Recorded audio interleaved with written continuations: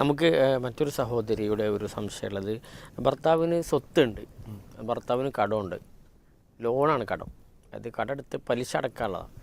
അപ്പോൾ ഇദ്ദേഹത്തിനോട് ഈ സ്വത്ത് വിറ്റിട്ട് അത് കടം വീട്ടാൻ വേണ്ടി പറയുന്നുണ്ട്. പക്ഷെ അയാളത് കണക്കാക്കുന്നില്ല. അപ്പോൾ ഇയാളെ സ്നേഹമുണ്ട്, ഇയാളായിട്ട് നല്ല അടുപ്പത്തിൽ രണ്ടുപേരും. പക്ഷെ ജീവിതം മടുക്കുകയാണ് ഇയാളപ്പോൾ. കാരണം ഇങ്ങനെ ഈ പലിശയുമായി ബന്ധമുള്ളത് കൊണ്ട് ഇയാൾ പറഞ്ഞിട്ട് കേൾക്കണില്ല. ജീവിതം മടുത്തു പോയിട്ടുണ്ട്. ഞാൻ എന്ത് നിലപാടാണ് എടുക്കേണ്ടതെന്നാണ് സഹോദരി ചോദിക്കുന്നത്. അല്ല, എന്തായിരുന്നാലും പിന്നെ ഇസ്ലാമിക വിരുദ്ധമായൊരു നിലപാട് ഭർത്താവ് സ്വീകരിക്കുമ്പോൾ നമുക്കൊരു ചെറിയ ഒരു അകലം അയാളുടെ തോന്നുമല്ലോ. അതൊരു സ്വാഭാവികമായതാണ്. അപ്പോൾ ഇവിടെ ചെയ്യേണ്ടതെന്ന് വെച്ചാൽ അദ്ദേഹത്തെ അതിൽ നിന്ന് പിന്തിരിപ്പിക്കുന്നതാണ് വേണ്ടത്. അത് നമ്മളെയും ബാധിക്കും അയാളെയും ബാധിക്കുന്ന കാര്യമായതുകൊണ്ട് അതിൽ നിന്ന് പിന്തിരിപ്പിക്കണം. എനിക്ക് തോന്നുന്നത് മതപരമായ ഒരു കാഴ്ചപ്പാടും കണിശതയും ഇല്ലാത്തത് കൊണ്ടാണ് ഇത്തരം കാര്യങ്ങൾ തുടരുന്നത്. അപ്പോൾ അയാളിലൊരു മതബോധം ഉണ്ടാക്കി തീർക്കാൻ വേണ്ടിയിട്ടുള്ള ശ്രമങ്ങൾ നടത്തിയാൽ സ്വാഭാവികമായി നമുക്ക് ചേഞ്ച് ഉണ്ടായിരിക്കും. നല്ല ദീനിയായി ബന്ധമുള്ള അയാളെ സുഹൃത്തുക്കളായിട്ടൊക്കെയുള്ള സഹവാസത്തിന് അവസരം കിട്ടുമ്പോൾ അയാൾ സ്വാഭാവികമായി മാറി വന്നുകൊള്ളുന്നതാണ് ഞാൻ പ്രതീക്ഷിക്കുന്നത്.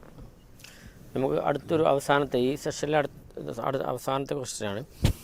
അവരുടെ ഭർത്താവിൻ്റെ സഹോദരിയാണ്. അവരുടെ ഭർത്താവിൻ്റെ ഉമ്മ മാനസിക രോഗിയാണ്. അവർക്കൊരു മകന് മാത്രമേ ഉള്ളൂ. അവർക്ക് എല്ലാ കാര്യങ്ങളും ഈ സഹോദരി ചെയ്തു കൊടുക്കുന്നതിന് മരുമകൾ ചെയ്തു കൊടുക്കണം. 68 വയസ്സായി. ഭർത്താവ് വിദേശത്തായതുകൊണ്ട് കുട്ടികളുണ്ട്, 3 കുട്ടികളുണ്ട്. ഉമ്മയുടെ കാര്യം നോക്കണം, കുട്ടികളുടെ കാര്യം നോക്കണം. ഇവരിട്ടെറിഞ്ഞ് അവരെ വീട്ടിലേക്ക് പോകാനും പറ്റില്ല. ഒരു ദിവസം പോലും പോകാൻ പറ്റാത്തൊരവസ്ഥ. വളരെയധികം മാനസിക സംഘർഷത്തിലാണ് ഈ സഹോദരി ഉള്ളത്. അപ്പോൾ എന്തെങ്കിലും ഒരു സൊല്യൂഷൻ അവർക്കുണ്ടോ എന്നുള്ളതാണ് അവർ ചോദിക്കുന്നത്. ഇവിടെ ഇപ്പം നമുക്ക് എന്താണ് പറയാൻ പറ്റുക എന്ന് ചോദിച്ചാൽ, നമ്മളൊരു വിഷയത്തെ എങ്ങനെ കാണുന്നു എന്നുള്ളതിനനുസരിച്ചാണ് നമ്മളുടെ ഒരു മനസ്സിൻ്റെ സന്തോഷവും ദുഃഖവും നിലനിൽക്കുന്നത് എന്നുള്ളതാണ്. മനസ്സിലായില്ലേ? ഇപ്പോൾ ഇവരിപ്പോൾ ചിന്തിക്കണം എങ്ങനെയാണ്, ഭർത്താവ് നാട്ടിലില്ല, ഉമ്മ രോഗിയാണ്, ഈ കുട്ടികളെ ഉമ്മനെയും നോക്കുക എന്നുള്ള ഒരു കഷ്ടപ്പാട്. ഒരാൾ മാറി നോക്കാനില്ല, നമ്മളൊന്ന് വീട്ടിൽ പോകണം വിചാരിച്ചാൽ മാറി ഇവിടെ നിൽക്കാനില്ല. ഇനി എന്തെങ്കിലും എനിക്ക് പോകാൻ പറ്റുക, എപ്പോഴാണ് എനിക്കൊരു ഫ്രീഡം കിട്ടുക, എന്നാ എൻ്റെ പണിയൊക്കെ ഒന്ന് കുറഞ്ഞിട്ടുക എന്നിങ്ങനെ ചിന്തിക്കുമ്പോൾ ഇവരെന്തായിരിക്കും, ഈ പ്രയാസങ്ങൾ ഇങ്ങനെ കൂടി വരിക ചെയ്യുക. കാരണം വർഷങ്ങൾ പിന്നിടുമ്പോഴും അവരാഗ്രഹിച്ച കാര്യം നടക്കണില്ലെങ്കിലും കൂടുതൽ നിരാശയിലേക്ക് ഇങ്ങനെ പോവുക ചെയ്യുക. ഇതിനേക്കാളും മോശമായ ഒരു മാനസികാവസ്ഥയിലേക്കാണ് ഇനി അടുത്തതിൽ പോവുക. അപ്പോൾ അവർ സ്വീകരിക്കേണ്ട ഒരു നയം എന്താണെന്ന് വിചാരിച്ചാൽ, ഇവരിതിനെ പോസിറ്റീവായിട്ട് കാണുക. പറഞ്ഞാൽ ഇതിപ്പോൾ ഭർത്താവിൻ്റെ ഉമ്മയാകുന്നതുകൊണ്ടാണ് ഇതൊരു എക്സ്ട്രാ ഭാരമായി തോന്നുന്നത്.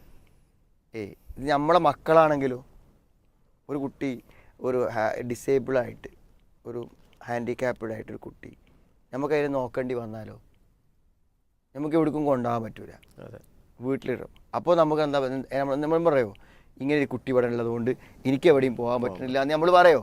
നമ്മൾ പറയാത്തത് എന്തുകൊണ്ടാണ്? നമുക്കത് നമ്മുടെ കുട്ടിയാണ്. അപ്പോൾ എന്ത് ചെയ്യുക, ഇത് ഭർത്താവിൻ്റെ ഉമ്മയാണ്, അതിനെ സംരക്ഷിക്കുന്നതിന് എനിക്കൊരു പ്രതിഫലം ഉണ്ടാവും, ഇത് ഭർത്താവിൻ്റെയും കൂടെ സ്നേഹം കിട്ടാനുള്ളൊരു കാരണമാണ് എന്ന നിലക്ക് എന്ത് ചെയ്യുക. പിന്നെ വയസ്സായ ഒരാളെ പരിചരിക്കുമ്പോൾ, പ്രത്യേകിച്ച് മാതാപിതാക്കളെയൊക്കെ പരിചരിക്കുമ്പോൾ എന്ത് ചെയ്യും, അത് സ്വർഗം കിട്ടാൻ ഏറ്റവും എളുപ്പമുള്ളൊരു വഴിയാണ്. അപ്പോൾ അതൊക്കെ ചിന്തിക്കാം. പിന്നെ എന്ത് ചെയ്യുക, കുട്ടികളുടെ കാര്യത്തിലും അങ്ങനെ ആലോചിക്കാം. ഞാനിപ്പോൾ ഇതേപോലെ എനിക്കൊരു മകനുണ്ട്, ആ മകന് വലുതായി വരുമ്പോൾ എന്ത് ചെയ്യാണ്, ഞാനിതേപോലെ ഒരു വയസ്സായ ഒരാളായിട്ട് അവർ നിൽക്കുമ്പോൾ അവൻ്റെ മരുമകൾ ചിന്തിക്കുകയാണ്, ഈ തള്ളനെ കൊണ്ട് എനിക്കിങ്ങോട്ടും പോകാൻ പറ്റുന്നില്ലല്ലോ എന്ന് ചിന്തിച്ചാൽ എന്തായിരിക്കും മനസ്സ്? അപ്പോൾ ഇത് എല്ലാവർക്കും വരാവുന്ന ഒരു സാഹചര്യമാണെന്ന് കൂടെ മനസ്സിലാക്കിയിട്ട് പോസിറ്റീവായിട്ടൊക്കെ വലിയ കൂലിയുണ്ട്, വലിയ പ്രതിഫലമുണ്ട്, ഇതിലിപ്പോൾ എന്താ ചെയ്യാനുള്ളത്? ആ ഒരു വയസ്സായ ആൾക്ക് അവർക്കുള്ള ഭക്ഷണവും കാര്യവും സമയത്ത് വേണം, അപ്പോൾ എന്തായാലും നമ്മളിവിടെ ഉണ്ടാക്കണില്ലേ, കൊടുത്താൽ മതിയല്ലോ എന്നതിനെ ഈസിയായി നിസ്സാരമായി കാണാൻ മനസ്സിനെ പഠിപ്പിച്ചാൽ ഇത് വളരെ സിമ്പിളായിരിക്കും. എന്നാൽ ഇതൊരു പ്രതിസന്ധിയായി കണ്ട് ചിന്തിക്കുകയാണെങ്കിലോ ഇതിനേക്കാളും വലിയ പ്രതിസന്ധി ലോകത്തില്ല എന്നാണ് വിചാരിക്കുക. നമ്മുടെ മനസ്സ് അതിനെങ്ങനെ സമീപിക്കുന്നു എന്നനുസരിച്ചാണ് കാര്യങ്ങളുടെ കടമ്പ. അതെ, അള്ളാഹുവിൽ നിന്നുള്ളൊരു വലിയ പ്രതീക്ഷ, നല്ലൊരു അള്ളാഹിൻ്റെ. അതെ, അപ്പോൾ മാത്രമല്ല ഈ സ്ത്രീയുടെ ഒരു പ്രാർത്ഥനയും കാര്യങ്ങളും പിന്നെ ഇദ്ദേഹത്തിൻ്റെ ഒരു പ്രാർത്ഥനയൊക്കെ ഉണ്ടാവുമല്ലോ.